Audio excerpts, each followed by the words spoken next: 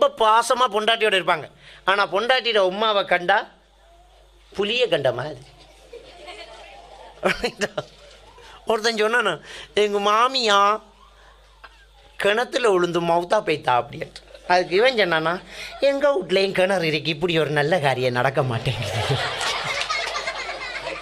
அது மாதிரி எதிரியாக இருக்காம மனைவியை விரும்புகிறதா இருந்தால் மனைவி விரும்புகிறாளையும் சேர்த்து விரும்பணும். உம்மா உங்கள் உமா கொடுமா, உங்கள் உமா கூப்பிடு, உங்கள் உமாவுக்கு விருந்து கொடு, உங்கள் உமாவுக்கு உடுப்படுத்து கொடு, உமா கவனிச்சியா உமா கிட்ட. அப்போ தாயையும் சேர்த்து விரும்பணும். அது நம்ம தாயையும் தான், நம்மளோட இருக்கிற மனைவியுடைய தாயையும் நாங்கள் என்ன செய்யணும்? அதான் மனைவிக்கு செய்கிற சரியான ஒரு மரியாதை. ஏன்னா ரசூலுல்லாஹி ஸல்லல்லாஹு அலைஹி வஸல்லம் அவங்க ஹதீஜா நாய் மௌத்தா போனதுக்கு பின்னால் அடிக்கடி ஹதியா பொருட்களை ஹதீஜா நாயிர நண்பிகளுக்கு தோழிகளுக்கு அனுப்பி வைப்பாங்க.